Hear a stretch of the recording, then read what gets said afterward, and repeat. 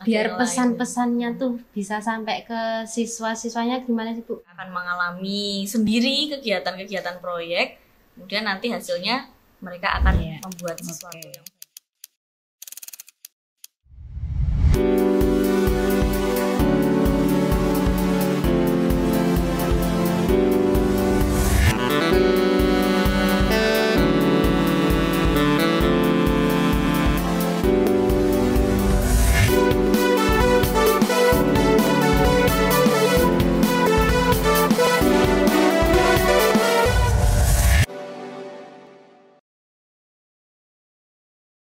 Nah, Riz, kita kan 2 tahunan nih sekolah di SMA Negeri 8 Purworejo dengan kurikulum barunya, Iya. yaitu kurikulum Merdeka.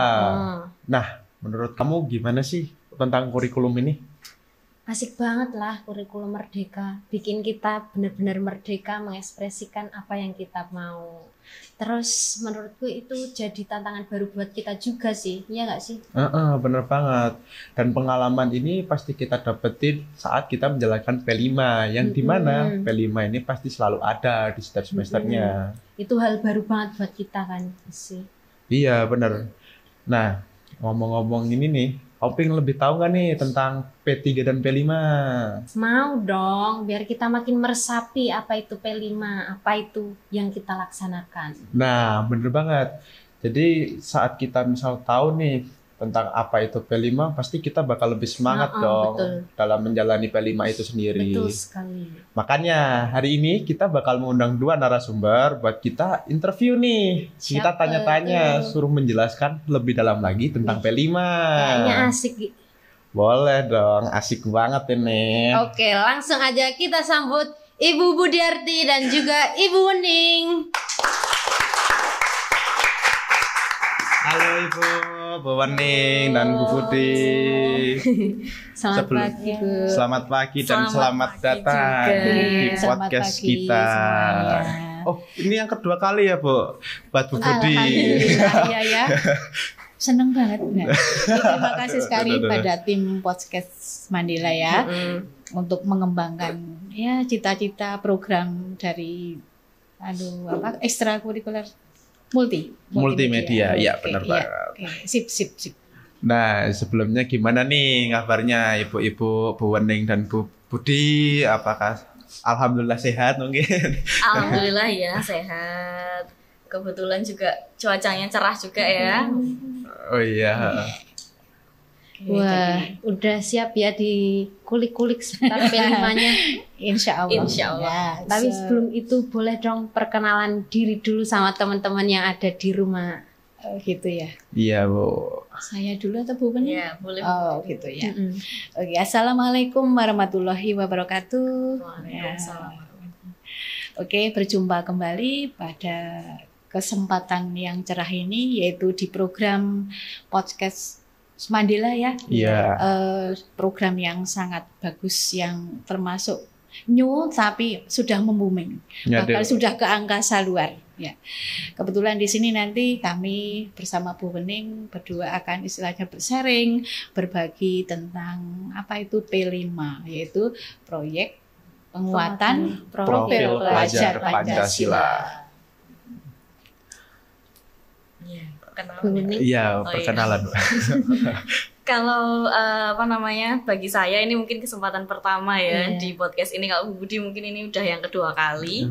Kalau bagi saya yang pertama, tapi saya alhamdulillah sangat senang sekali ini ketemu sama tim Mandela Art ya, yang ini tentang podcast Mandela. Semoga nantinya kami bisa menjawab apa yang ditanyakan, kemudian bisa sharing-sharing supaya kita semua lebih memahami apa sih P5 itu. Oh, iya. Nah, mungkin cukup lah ya perkenalannya. Dan sekarang udah siap belum nih? Kita bakal ngulik abis seputar P5. Siap dong. Ya. Insya Allah. Langsung aja gitu. Langsung aja ya. Nah, ngomongin topik kita kali ini, yaitu kan P5. Jadi definisi P5 itu sebenarnya apa sih, Bu? Untuk Bu Budi pertanyaannya ini, Bu. Baik. Untuk P5 kita harus bermula dari istilah profil pelajar Pancasila ya, atau ada yang mengatakan P3. Lah ini berdasarkan visi pendidikan Indonesia, yaitu mewujudkan Indonesia maju yang berdaulat, mandiri, dan berkepribadian melalui terciptanya pelajar Pancasila. Nah di sini profil pelajar Pancasila itu mengandung makna bahwa pelajar Indonesia merupakan pelajar sepanjang hayat, ya, yang kompeten, berkarakter, dan berperilaku sesuai nilai-nilai Pancasila. Nah, lah berawal dari situ, lah menjadi landasan utama cita-cita pendidikan Indonesia. Maka nanti dalam mengembangkan atau menanamkan nilai-nilai profil pelajar Pancasila melalui program penguatan. Lah, penguatannya yang disebut dengan P5, yaitu Proyek Penguatan Profil Pelajar Pancasila. Nah, kalau gitu pentingnya buat murid-murid di Indonesia apa, Bu? Ya, tadi sebelum ke pentingnya mungkin ada sedikit tambahan tadi. Lah, proyek penguatan profil pelajar Pancasila itu apa sih? Nah, di sini kita semua sudah 2 tahun dah. Ya, memasuki kurikulum Merdeka, di mana P5 sudah berjalan. Ya, ini langsung ke pengertian aja dulu ya. Ke pengertian P5. Oh iya. Ya, jadi menyambung. Jadi kan diawali dari kita profil pelajar Pancasila dulu, baru kita masuk ke proyek penguatan profil pelajar Pancasila. Ya. Di sini mengandung makna project. Jadi di sini adalah ada kegiatan yang sifatnya kokurikuler yang berbasis proyek. Nah, ini nanti dilaksanakan tidak sama dengan pembelajaran di kelas. Nah, namun pelaksanaannya bisa fleksibel, yang tujuannya adalah menguatkan profil pelajar Pancasila, yaitu tadi nilai-nilai Pancasila. Kemudian proyek penguatan profil pelajar Pancasila juga mengandung makna pembelajaran lintas multi atau disiplin ilmu yang beberapa kolaborasi. Jadi tema-temanya itu mengandung makna atau merupakan kolaborasi dari lintas disiplin ilmu. Ya, itu nanti akan disampaikan, dikulik oleh Mening ya, yang terkait dengan apa tema-tema dari P5. Gitu. Ya. Nah, terus tadi Mbak Riris nanya nih tentang apa sih pentingnya P5 untuk murid-murid itu? Apakah sepenting itukah P5? Oh, jelas sangat penting sekali karena sesuai dengan visi pendidikan ya Bu Wening ya, bahwa P5 merupakan proyek menguatkan profil pelajar Pancasila. Ini yang dilandasi oleh Bapak Pendidikan Indonesia, yaitu Ki Hajar Dewantoro. Intinya adalah, ini ada petikan ya, cuplikan kalimat dari beliau. Perlulah anak-anak kita dekatkan hidupnya kepada peri kehidupan rakyat, agar mereka tidak hanya memiliki pengetahuan, namun juga akan dapat mengalami sendiri, dan mereka tidak hidup berpisah dengan rakyatnya. Ini mengandung makna bahwa di dalam kurikulum Merdeka itu memang pendidikan itu tidak hanya mentransfer ilmu. Jadi kita sebagai Bapak Ibu guru atau sebagai fasilitator di dalam proses pembelajaran tidak hanya mentransfer atau memberikan ilmu, namun peserta didik harus dibawa, dituntun, dibimbing untuk mengalami pengalaman sendiri atas yang ada di lingkungan. Maka ini melalui yaitu tadi P5, proyek penguatan. Ya. Kemudian makna inilah yang nanti menjadi landasan untuk kegiatan P5. Secara garis besar, tadi itu dasarnya dari Ki Hajar Dewantoro ya. Nah sekarang pentingnya yang lain apa? Nah ini ternyata banyak loh Mbak, Masnya. Di antaranya memberi kesempatan kepada peserta didik itu untuk mengalami dan langsung menerapkan pengetahuan yang mereka dapatkan dari lingkungan sekitarnya. Kemudian dalam rangka tadi penguatan karakter yang berlandaskan nilai-nilai Pancasila. Kemudian membangun kesadaran multikultural. Jadi di sini kan tadi tidak hanya ilmu yang satu saja yang didapatkan, tapi multikultural. Nah, jadi sesuai dengan kondisi lingkungan, kondisi budaya sekitar masyarakat itu. Ada lagi untuk mengatasi tantangan global. Nah, kita tahu ya, tantangan sekarang di dalam dunia, apalagi terkait dengan IT, nah, kita harus tetap bisa menerima, namun tetap dengan berlandaskan nilai-nilai Pancasila itu sendiri. Dan berikutnya ada lagi meningkatkan kualitas hubungan antar individu. Ya, kemudian membangun masa depan bangsa yang berkarakter. Ini yang menjadi kunci bahwa kita nanti akan mencapai Indonesia Emas tahun 2045. Nah, ya. Gitu. Ya, jadi ini maka kita semuanya berkolaborasi ini untuk menuju ke situ. Ya. Oke, dan terakhir ini pentingnya P5 bagi kita semua adalah sebagai respon terhadap perubahan sosial ekonomi. Ya, oke. Itu Mbak. Berarti siswa di sini nggak cuma dibekali tentang hal-hal akademis maupun non akademis, tapi juga dibekali gimana kehidupan kita kalau udah masuk atau terjun ke masyarakat. Betul, betul sekali. Ya. Dilatih lah. Dilatih. Dibekali pengalaman kayak gitulah. Jadi pengalaman langsung, langsung terjun. Ya. Terus tahapan yang dilalui siswa-siswa dalam kegiatan P5 tuh apa aja, Bu? Oh ya, kalau misalnya tahapannya dari sekolah dulu ya Mbak ya. Jadi pertama kali itu ada yang namanya alokasi waktu, pemetaan alokasi waktu dari sekolah. Nah, kemudian setelah memetakan alokasi waktu lah, ini kan nanti didapatkan persebaran kegiatan-kegiatan yang ada di sekolah supaya nanti proses kegiatan pelaksanaan proyek penguatan profil pelajar Pancasila tidak bertumbukan dengan kegiatan sekolah yang lainnya. Nah, setelah dipetakan alokasi waktunya, kemudian nanti Bapak Kepala Sekolah bersama timnya itu membentuk tim fasilitasi proyek. Jadi Bapak Kepala Sekolah kemudian dari wakil kurikulum itu membentuk tim fasilitasi proyek. Nah, nantinya itu tim fasilitasi terdiri dari koordinator P5, kemudian juga ada fasilitator P5 yang biasanya diambil dari guru-guru yang memang sudah berkompeten dalam proyek, kegiatan proyek. Nah, nantinya setelah ada tim fasilitasi, itu nanti semua bersama-sama untuk mengidentifikasi kira-kira tuh sekolah siapnya apa. Nah, tingkat kesiapan sekolah itu juga perlu dipertimbangkan. Setelah tingkat kesiapan sekolah dipertimbangkan, nanti akan ada pemilihan tema umum. Jadi kan di P5 itu ada tema-temanya. Nanti kita bersama-sama berkolaborasi, berkoordinasi menentukan yang mana sih tema yang akan dipilih di tahun ajaran ini. Kemudian di kelas 10 misalnya mau tema apa yang dipilih, kelas 11-nya apa, kelas 12-nya apa. Nah, itu harus berdasarkan koordinasi. Nah, setelah temanya itu dipilih, lanjut kemudian ke pemilihan topik. Ya, pemilihan topik atau isu-isu yang sedang berkembang di masyarakat itu seperti apa. Nanti siswa-siswa diminta untuk melaksanakan proyeknya itu sesuai dengan isu-isu yang sedang berkembang saat ini. Kemudian nanti barulah setelah ada topik, baru dari koordinator P5 maupun fasilitator yang merupakan fasilitasi ya, tim fasilitasi itu membentuk yang namanya modul proyek.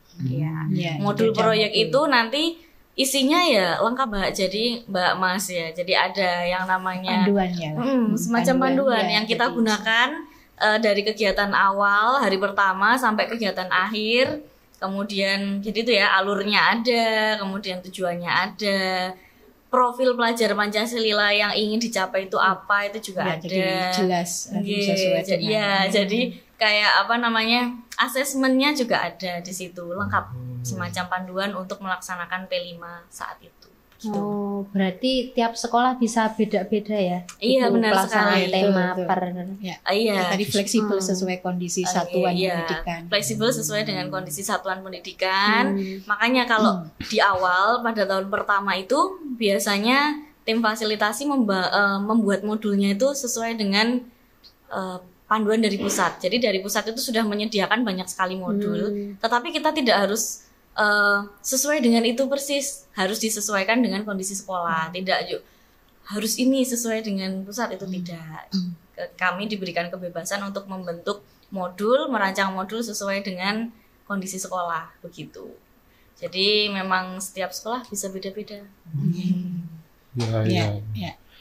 Nah, biar kita tahu lebih dalam soal P5 nih ya Bu ya. Nah, pastinya ada dong prinsip-prinsip dari kegiatan ini. Apa aja sih prinsip-prinsipnya itu? Mungkin Bu Budi bisa menjawab. Ya, nanti selama kita menjalankan P5, kita berprinsip pada 4 hal. Nah, ini yang penting ya. Apa prinsip dari pengembangan P5? Yang pertama berprinsip holistik. Ya.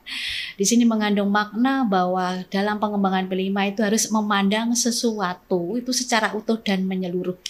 Ya, di sini kita melihat keterkaitan antara nanti tema dengan kondisi lingkungan sekolah, kondisi siswa atau peserta didik, serta isu-isu yang sedang berkembang.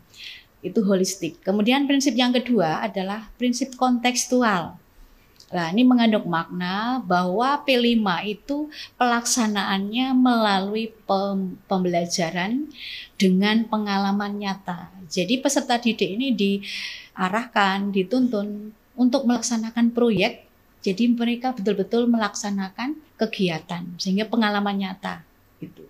Lalu kegiatannya apa? Ya sesuai dengan tema dan prosedur yang sudah dibuat di dalam modul. Ya.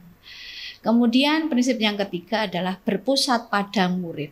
Nah, ini adalah salah satu ciri khas kurikulum Merdeka bahwa pembelajarannya adalah berpusat pada muridnya. Di sini juga mengandung makna bahwa P5 itu mendorong siswa untuk menjadi subjek pembelajaran. Jadi siswa itu sendiri yang menjadi subjek pembelajaran atau proyek P5 itu, kegiatan P5 itu sendiri.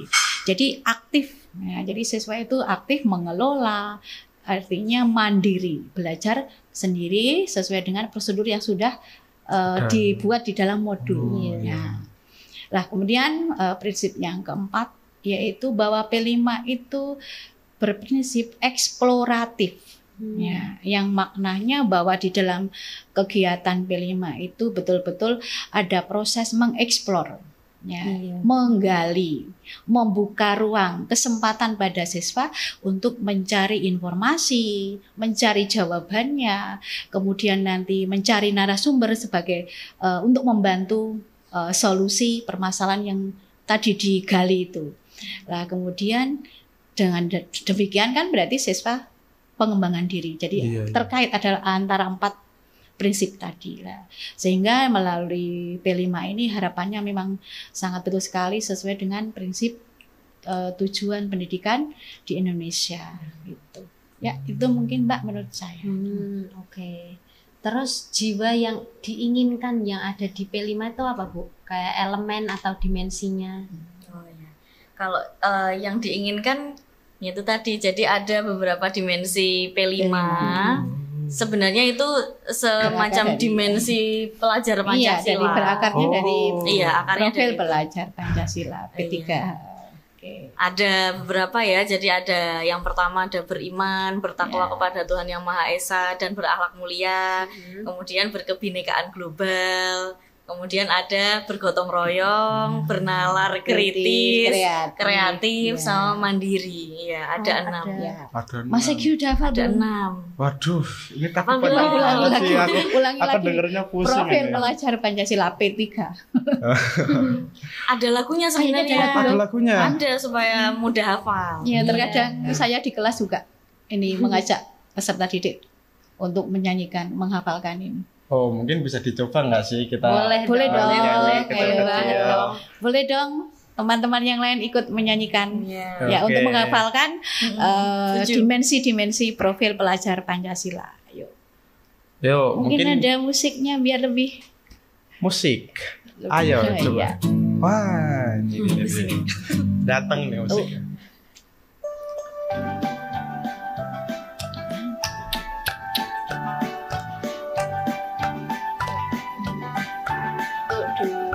Pelajar Pancasila beriman dan bertakwa pada Tuhan Yang Esa dan berakhlak mulia, berkebinekaan global, gotong royong mandiri, kreatif kreatif dan bernalar kritis, belajar Pancasila, beriman dan bertakwa pada Tuhan yang esa dan berakhlak mulia, berkebinekaan global, gotong royong mandiri, kreatif dan bernalar kritis. Gila cuy.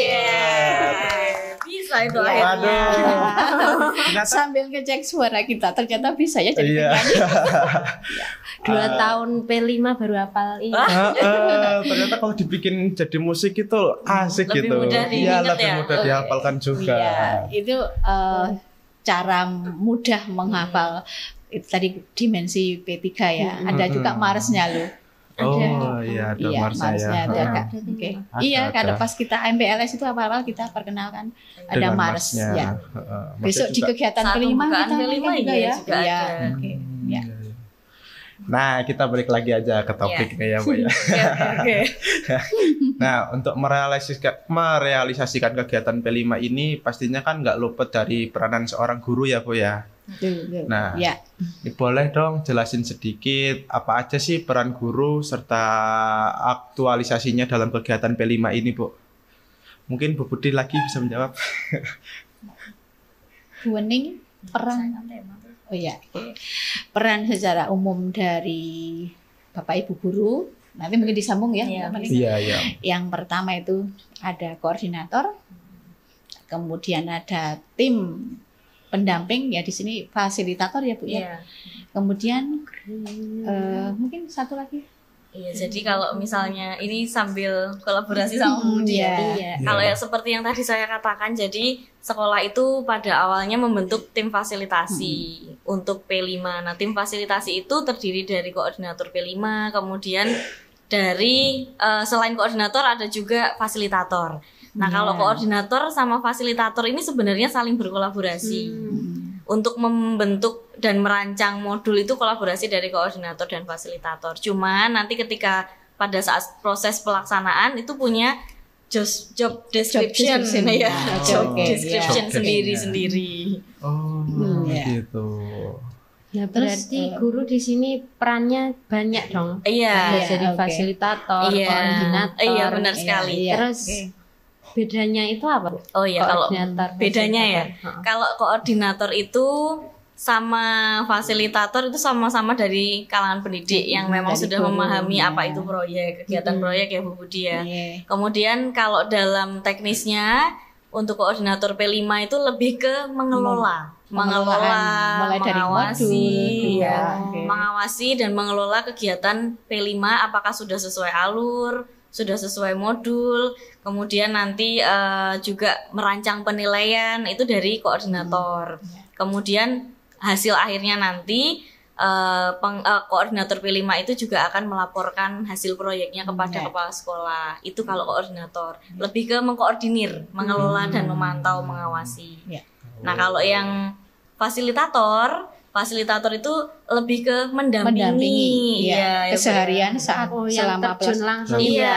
Yang menemani siswa-siswa Iya, itu ya. mendampingi siswa, terus kemudian membangkitkan motivasi siswa supaya kalau di Iya. tengah perjalanan ya tidak. Pasti kita melihat kendala-kendala seperti aduh, ini kita harus selalu ya jeli Iya. memang ya tidak Jadi boleh itu lengah lah. Tujuannya benar ya. kita menuju itu tadi untuk aplikasi karakter profil pelajar Pancasila, betul. Benar. Jadi yang Iya. fasilitator memang lebih ke mendampingi. Iya. Kemudian siswa-siswa. benar. Nah, nanti kalau pas koordinator sama fasilitator itu nanti berkolaborasi untuk menyediakan sumber ya, sumber media yang dipakai oleh siswa, kemudian termasuk mencari narasumber, menyediakan narasumber itu juga kolaborasi antara koordinator dan fasilitator.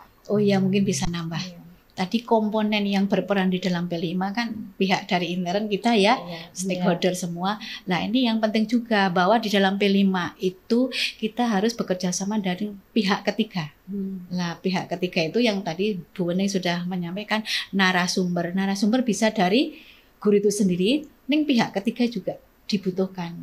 Nah, kita beberapa kali juga sudah mengundang pihak ketiga gitu. Iya. Ya, narasumber dari luar. Kemudian ternyata pihak ketiga itu juga bisa dari instansi kok Bu. Jadi misalnya kita akan mengadakan kegiatan P5 yang temanya misalnya berkaitan dengan instansi tertentu, misalnya pemerintah desa, pemerintah kecamatan, bahkan kabupaten, itu nanti kita kolaborasinya ke sana gitu. Ya, jadi pihak ketiga, jadi ada kolaborasi pihak sekolah, yaitu yang terdiri dari ada kepala sekolah, guru-guru, plus tadi pihak ketiga. Ya, itu mungkin yang berkompeten. Ya. Terus fasilitator tadi bisa jadi koordinator nggak, Bu? Bisa. Oh, bisa. Iya. Oke, nah terus nih Bu, kan untuk pelaksanaan P5 ini udah dimulai sejak tahun 2022 kan ya. Iya. Nah, boleh dijelasin nggak Bu? Nah, di Semandela ini udah P5-nya udah ada apa aja sih? Nah, mungkin bisa ditunjukkan di slide ini nanti. Ya. Flashback ya, Iya. kegiatan yang sudah. Nah, ini Oke, Bu. ini Oh, ini saat membuat ekoprint ini ya, Bu Budi ya. Iya, oke. Ini tema apa berarti, Bu? Kalau yang ini temanya gaya hidup Gaya hidup berkelanjutan. berkelanjutan. Ya. Kita memilih topik ekoprint karena saat ini kan sedang in juga ya ekoprint, Iya. batik-batik Oh, iya, iya. ekoprint. Kemudian ini kalau yang sudah pernah dilakukan teknik ekoprintnya kemarin juga mengundang narasumber dari UMKM yang memang Kebetulan di daerah kita ya di Gerabak. iya di daerah kita di Gerabak ada yang Jadi ya mengekspor kontekstual sekali. Jadi ekoprint. daerah kita manfaatkan. Terus itu Mbak, ekoprint kan membutuhkan bahan di sekitar kita juga. Oh iya. Iya, tanaman. Iya, dari daun-daun toh. Nah, kita itu empiris sekali, jadi kontekstual sekali sesuai dengan lingkungan kita. Ya, jadi memberdayakan sumber daya alam yang ada. Dan ini Oke. alhamdulillah juga sesuai dengan temanya kan gaya hidup berkelanjutan. Ini saya lihat juga siswa-siswa sudah banyak yang memakai baju temanya hasilnya itu ya. ekoprint, hasil Ekoprint. ekoprintnya, kemudian Iya. tas juga dan yang lain-lain. Berarti ada kelanjutannya dari Slayer Proyek. kemarin saya dikasih slayer. Iya. Tapi motifnya emang bagus sih Bu, kayak kan Iya. apa ya, daun-daunan gitu yang dimana biasanya kan cuma ada di batik lah Iya, ya. Terus ini bisa dipadukan sama kaos kayak gini tuh keren saya Iya. kalau lihat sih. Kalau ekoprint itu unik loh, karena dia tuh limited edition. Kenapa kok Iya, limited edition? Dia nggak ada nggak sama. duanya, iya, nggak akan ada yang sama. Lah Iya. itu kaos kaki dia Iya. Kreatif sekali nih ya kalau kakinya dia. Iya, itu kan sesuai prinsip pengembangan P5 loh. Yang Iya. tadi kontekstual, terus holistik. Nah, jadi memperhatikan sumber daya lingkungan. Ternyata kemarin pas kita melakukan ini yang gaya hidup berkelanjutan Iya. ekoprint, itu anak-anak kan pada ngambil dari lingkungan sekolah. Iya. Bahan dasar. Udah mudah. Memanfaatkan Iya, aset. oke. Jadi efektif. Ya, oke. Iya. Mungkin lanjut next. Nah, kalau Ini apa ini Oh. mungkin yang membuat barang-barang recycle. itu. Oh, Iya, recycle. Oke, Nah. betul. bikin jam cuy. Iya, ini Iya. juga tema gaya hidup Gaya hidup berkelanjutan juga, berkelanjutan. recycle. Oh. Iya. Jadi tahun pertama itu tema gaya hidup berkelanjutan ada 2 topik ya Mbak ya. Dua Ada topik. ekoprint dan recycle. Hmm. Kayak ini Pak Nur lagi Dua. bimbing Mbak ya. Ini Mau bikin apa? bikinannya Egi boy. Masa sih? Ingat nggak Mas Egi? Oh, iya kayaknya. Iya, iya. Oh iya, oh, bener. Dulu waktu kelas 10 kayaknya. Kelas Ya, 10. iya, tahun pertama itu. Oke. Mungkin masih ada lagi enggak? Oke, mungkin bisa next lagi. Oh, ini ini ekoprint tahapan juga. Iya, Ekoprint di sini ya. siswa kan mengalami sendiri. Jadi tidak hanya mendapatkan dari teori, tapi dia juga mengalami sendiri sehingga nanti pembelajarannya tuh lebih bermakna gitu loh. Iya. Nanti kalau sudah mengalami sendiri kan ketika dia nanti setelah proyek mereka masih bisa menerapkannya juga. Tahu lah gimana Iya, caranya bener. gitu. Gotong royong banget ini. Gotong royong Ya, banget, kolaborasi kreatif loh, juga. kreatif. Iya. Ya, ini berarti dimensinya ada kolaborasi. Dimensinya Iya, yaitu kreatif. tadi dari kreatif ada, gotong royong Gotong royong ada, ada. bernalar kritis ada ini. Hmm. Kemudian beriman bertakwa Benar, kepada karena Tuhan Yang Maha iya, Esa dan dengan berakhlak mulia juga ada. Apa mengambil daun termasuk mensyukuri Iya. dari anugerah Oh, ilahi benar. iya toh Iya. iya Oke. Sudah. Oke, Habis segitu toh? aja. Aduh. Iya. ya. Terus Ada biar yang lain. pesan-pesannya tuh bisa sampai ke siswa-siswanya gimana sih Bu? Pesan P5. Kalau biar sampai ke siswanya ya lebih dengan memberikan mereka rangkaian kegiatan supaya mereka itu nanti dari awalnya tidak tahu sama sekali, kemudian nanti mereka akan mengalami sendiri kegiatan-kegiatan proyek, kemudian nanti hasilnya mereka akan membuat sesuatu yang baru. Apalagi kalau sadar diri. Iya benar lah.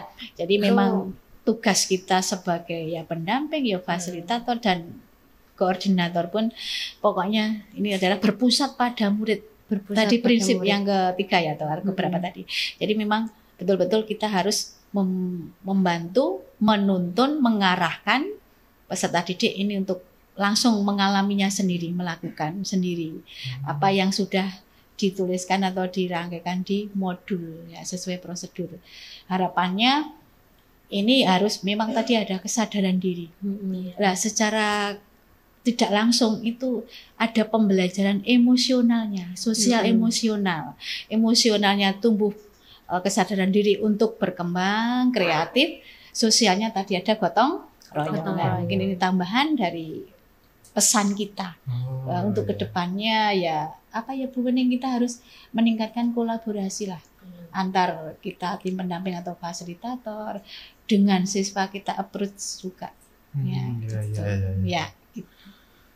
Nah, oke, berarti kan adanya kurikulum Merdeka ini kita juga harus mengoptimalkan hal-hal yang sudah ada dengan baik kan, agar menciptakan hal yang baik juga. Betul. Nah, upaya untuk mengoptimalkan P5 tuh gimana sih Bu caranya?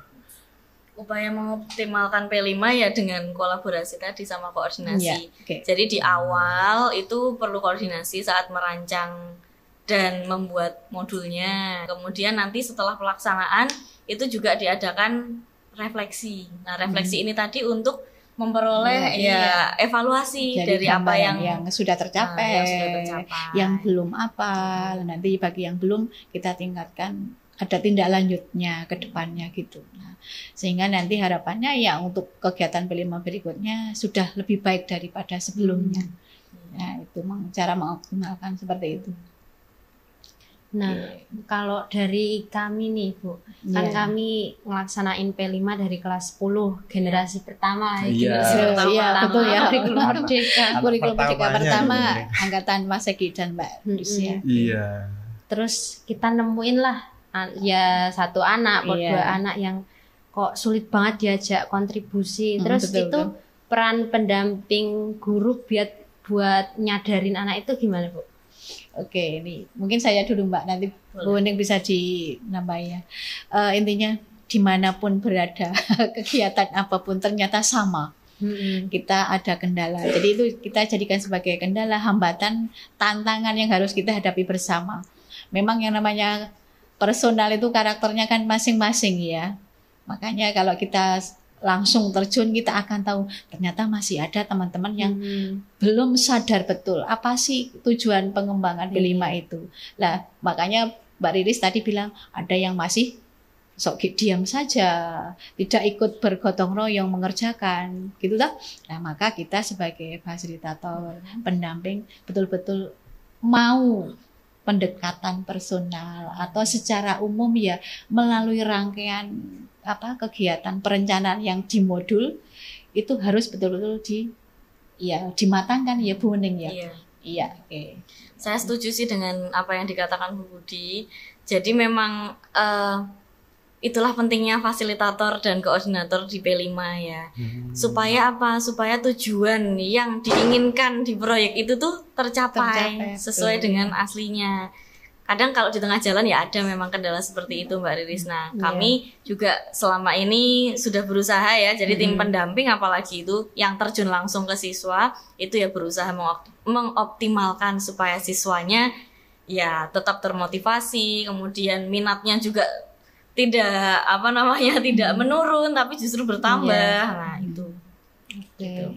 Peran guru sangat penting di P5 ini. Iya benar, supaya tujuannya benar-benar tercapai. Jangan akhirnya jangan cuma yang penting proyek selesai gitu enggak, tapi memang tujuan profil pelajar Pancasilanya yang diinginkan itu benar-benar tercapai. Jadi kayak membekas, nanti setelah membekas akan menjadi kebiasaan, pembiasaan. Setelah pembiasaan, baru terbiasa. Penyadaran. Nah, terbiasa. jadi tidak hanya pembiasaan. Ini saya ingat ada pakar yang mengatakan, jadi karakter nilai-nilai Pancasila itu tidak hanya pembiasaan, tapi penyadaran. Biasa tapi ini belum sadar. Iya toh? Nah, makanya kita tidak boleh bosan, kita sebagai Bapak Ibu guru di dalam kelas maupun fasilitator atau pendamping saat P5 tidak boleh bosan, selalu ya itulah tadi mengarahkan gitu. Iya. Dan mungkin tambah satu lagi, ternyata tidak hanya tantangan yang kita hadapi, ternyata kita juga melihat ya talenta dari peserta didik itu hebat-hebat Bu. Jadi ternyata kaget ya, pertama kita ada gelar karya P5. Masya Allah, saya yo terharu yo bangga, ternyata anak-anak kreatif betul, termasuk anda ini yang ada di tim podcast. Jadi iya itu betul. Salting dikit. Ini mungkin salah satu mungkin ya termotivasi dari adanya gelar P5, kemudian ada ide-ide seperti ini. Iya. Mungkin itu ya. Ini ada gambar apa? Ada gambar lagi nih. Iya. Mungkin kan tadi cuma membahas ekoprint dan ini mungkin ini ada ada tema yang berikutnya ya. Iya, sebenarnya kalau yang ini temanya kearifan lokal. Betul. Ya kalau di Purworejo kan memang ada tari tradisional Purworejo ya ibaratnya, tari dolala. Nah, ini salah satunya ada kelompok yang menarikan dolala. Tapi nggak cuma tari dolala sebenarnya. Ada banyak sekali, ada cekok mondol, kemudian ada kemarin ada yang menampilkan gojek lesung juga ya kemarin ya Bu. Iya.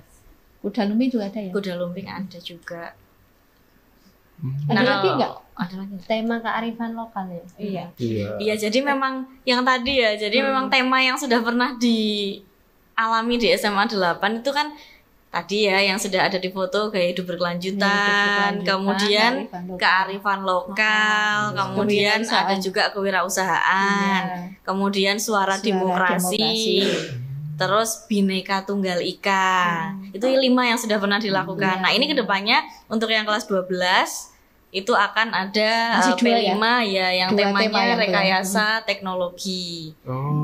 Rekayasa teknologi sama satunya itu bangun jiwa dan raganya. Ini belum ya. Nanti itu kayaknya di kelas 12. Ya, memang sudah dirancang. Tidak lama lagi kita akan kelas 12 menerapkan pengembangan P5. Siap-siap, Riz. Siap-siap. Tapi pokoknya menantang, menarik. Pastinya akan muncul lagi talent-talent yang mungkin kemarin belum terlihat. Besok terlihat betul, inovasi baru betul ya. Berarti di kelas 10 berapa kali P5 itu Bu? Kelas 10 itu 3 kali. Iya, kelas 11-nya 2 kali, kemudian kelas 12-nya 2 kali juga. Jadi nanti 1 tahun kalian selama sekolah di SMA nanti ada 7 kali P5. Sesuai tema dari Kemendikbud 7. Banyak juga. Tapi kan tidak terasa. Iya, tidak terasa. Berarti Anda sudah berapa tema yang sudah? Kita udah 5 lagi. 5 betul ya. Nah, oke, ternyata masih ada lagi nih Bu fotonya. Oh iya, ini yang tari yang tadi Bu Budi bilang ya, kuda lumping ya. Iya. Mereka tuh kreatif banget loh. Jadi mereka menampilkan ini tuh mereka mencari narasumber. Nah, itu pihak ketiga itu tadi. Kemudian mereka berlatih. Ya ini tadi jadinya bisa menampilkan hal yang baik. Kayaknya Mbak Riris pinter kuda lumping deh. Kan dari Eki juga jangan salah. Oh iya, Mas Eki juga. Kudanya penyet. Iya, oke, betul. Nah, terus nih balik lagi, kan saya sama Redes kan bisa dibilang yang pertama kali lah, angkatan pertama kali yang mengikuti P5 ya Bu. Dan pastinya Ibu juga sudah pernah menyelam lah atau mempelajari tentang seputar P5 ini yang akhirnya diimplementasikan terhadap kami semua ya. Nah, pastinya juga ada nggak sih pengalaman perdana bagi Ibu yang menjadi pembina P5 dan kendalanya sejauh ini apa gitu Bu? Pengalaman perdana ya? Iya, pengalaman perdananya bagi Ibu semua. Kalau pengalaman perdana dari saya dulu. Bu Bone nggak apa-apa. Kalau pengalaman perdana, jadi dulu pertama kali ada kurikulum merdeka yang mengharuskan ada P5, itu saya dan beberapa teman guru, rekan guru itu diberikan tugas menjadi tim fasilitasi P5. Nah itu kendalanya, pengalaman perdananya tuh ya pertama kali membuat modul ya. Karena memang belum ada contoh yang real seperti apa sekolah yang sudah pernah melakukan. Cuman dari pusat alhamdulillahnya ada pedoman. Jadi ada beberapa contoh modul dari pusat yang memang kami tuh bisa mengadaptasi modul tersebut. Nah, jadi pengalaman perdananya yaitu mengadaptasi modul yang dari pusat untuk disesuaikan dengan kondisi di SMA Negeri 8 Purworejo. Itu kalau buat saya seperti itu. Kalau saya pengalaman perdana hampir semua sama pada prinsipnya, bagaimana sih pelaksanaan real nanti di lapangan. Kita sebagai tim pendamping nanti jalannya mau gimana, walaupun sudah ada modul. Tapi kita secara umum masih bingung karena memang pertama dan belum pernah kita sharing dengan sekolah lain bagaimana cara pelaksananya. Nah, namun dengan kita kolaborasi, pokoknya kita jalan dulu sesuai petunjuk di modul, karena semuanya itu awal. Jadi pertama ya makanya kita itu tadi agak geragapan ning ya tetap optimis ya. Akhirnya kita alhamdulillah melalui beberapa tahap, ada perencanaan, ada proposal itu ya Bu Ning ya. Proposal baru kemudian nanti presentasi, kemudian melalui eksplor pengalaman langsung ke melaksanakan sesuai dengan temanya. Terus nanti yang puncaknya ada di gelar karya. Terus gini, ternyata setelah beberapa waktu berkembang, kita seolah-olah terlena dengan puncak kegiatan P5 yaitu gelar karya yang berlebih. Padahal di dalam P5 ini sendiri tidak, ya memang dibetulkan boleh gelar karya, tapi kan tidak pol di yang paling meriah itu biasanya. Makanya di sini ada miskonsepsi pada kegiatan P5, bahkan yang dibesar-besarkan itu gelarnya. Tapi tetap boleh sih, hanya saja kita yang penting urgennya adalah di prosesnya. Jadi anak-anak betul-betul melaksanakan secara pengalaman pribadi langsung ke tema. Jadi ya nambah sedikit boleh? Boleh. Jadi kalau dalam P5 itu kan ada penilaian. Nah, penilaian itu atau asesmen ya. Asesmen dalam P5 itu ada 3. Ada asesmen diagnostik, kemudian ada asesmen formatif, sama asesmen sumatif. Nah, asesmen diagnostik itu biasanya kita lakukan di awal, sebelum adanya proyek, atau bisa juga misalnya di awal belum ada, nanti pada hari pertama sebelum siswa mendapatkan materi dari narasumber itu asesmen diagnostiknya, supaya kita lebih ngerti kemampuan awal siswa tuh seberapa sampai mana. Jadi itu asesmen diagnostik. Kemudian nanti ada asesmen formatif. Nah, asesmen formatif ini biasanya juga kita melakukannya dari LKPD lembar kerja peserta didik atau LKPD yang diberikan oleh tim fasilitator. Iya, kemudian dari situ kan ada penilaiannya. Nah, itu yang formatif itu prosesnya, berarti selain dari lembar kerja peserta didik, berarti kan itu dari prosesnya. Proses selama berjalannya P5 itu. Iya, benar. Nah, kemudian yang terakhir itu asesmen sumatif. Nah, ini benar dalam hal bisa berupa poster, bisa berupa penampilan unjuk karya, presentasi, diorama. Nah, kalau yang seperti ini tadi yang proses yang digambarkan yang terakhir itu kan saat gelar karya itu masuknya ke sumatif. Jadi memang intinya tuh P5 itu berkesinambungan dari awal hingga akhir. Tidak hanya gelar karyanya saja, tapi memang rangkaiannya itu juga termasuk dalam penilaian.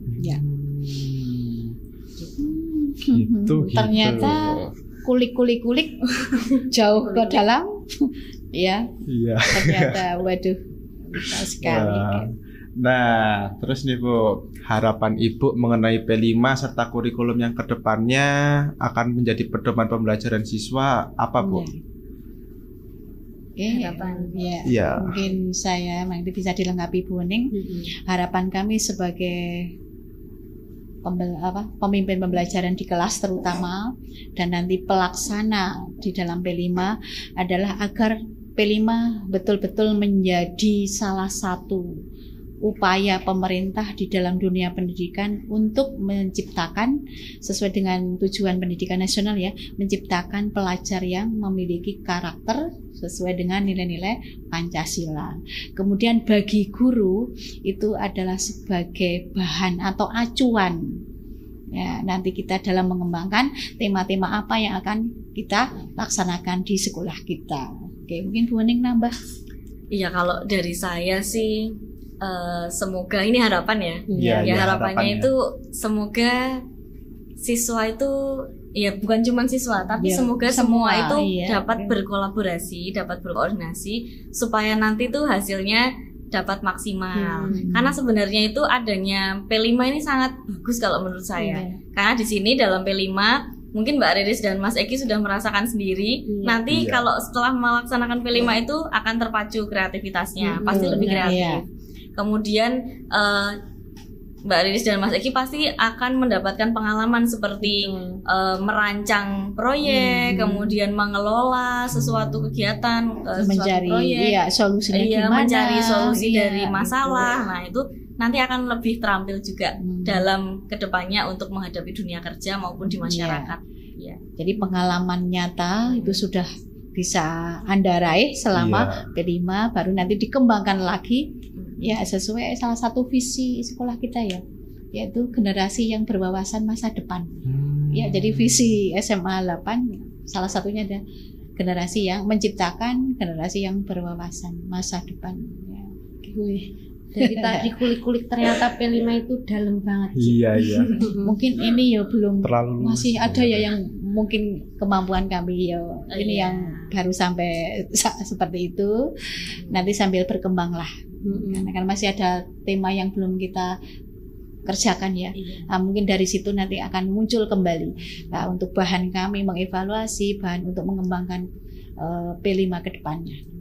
Nah, jadi gitu teman-teman, P5 itu bukan sekedar cuma tugas proyek doang buat kita, tapi P5 juga isinya untuk membangun karakter kita, bagaimana kita jadi siswa yang berpancasila, berkarakter inovatif, kreatif, terus juga berpikir kritis. Kita diajarkan sejak saat ini untuk memulai diri kita supaya menjadi seseorang yang bisa berguna untuk masyarakat dan juga bangsa dan negara.